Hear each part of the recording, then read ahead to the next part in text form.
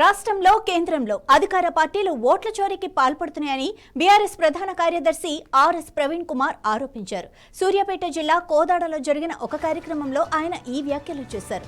ఓటర్ల జాబితా పరిశీలన, డిజిటల్ సభ్యత్వ నమోదుపై అవగాహన కల్పించారు. గత కొన్నేళ్లుగా దేశవ్యాప్తంగా 6 కోట్ల మంది ఓటు హక్కులకు దూరమయ్యారని ఆయన గుర్తు చేశారు. ఎస్ఐఆర్ ద్వారా కాంగ్రెస్ వ్యతిరేక ఓట్లను తొలగించే అవకాశం ఉందని ప్రవీణ్ కుమార్ హెచ్చరించారు.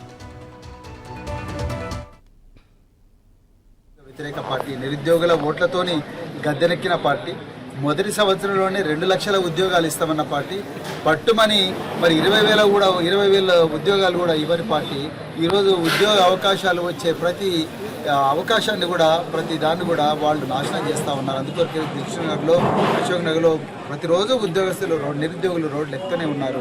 మరి ఈ పరిస్థితి లోపల మళ్ళీ వచ్చే 17వ తారీఖు నాడు టెట్, అదేవిధంగా RRB 2 ఒకటేసారి వస్తున్నాయి. దయచేసి నేను స్కూల్ ఎడ్యుకేషన్ డైరెక్టర్ గారికి నేను రిక్వెస్ట్ చేస్తున్నా, మళ్ళీ ఇంకొక ఆదివారం దీన్ని నిర్వహించండి. ఎందుకంటే RRB మన కంట్రోల్లో లేదు.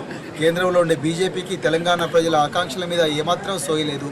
ఇక్కడ ఉన్న 8 మంది బీజేపీ ఎంపీలు ఉత్సవ విగ్రహాలు మాత్రమే. వాళ్ళు కేవలం మాట్లాడే పనిముట్లు కాదు, మాటలు రాని పనిముట్లు, మరమనుషులు మాత్రమే.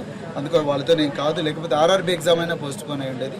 సో అది కాదు ఇది కాదు కాబట్టి తెలంగాణ ప్రజల ప్రయోజనాలను దృష్టిలో పెట్టుకొని టెట్నే వారి 1 వారం 2 వారాలు పోస్ట్ పోన్ చేయాల్సిందిగా నేను డైరెక్టర్ స్కూల్ ఎడ్యుకేషన్ రిక్వెస్ట్ చేస్తున్నాను. ఎందుకంటే తెలంగాణ విద్యాశాఖ మంత్రి, హోంశాఖ మంత్రి, మరి ముఖ్యమంత్రి ముగ్గురు ఒకటే వ్యక్తి రేవంత్ రెడ్డి గారు. ఆ రేవంత్ రెడ్డి గారికి విద్యాశాఖ మీద ఏమాత్రం అవగాహన లేదు. అందుకొరకే అధికారులే ఒక చక్కటి నిర్ణయం తీసుకొని ఉద్యోగులకు న్యాయం చేయాలి.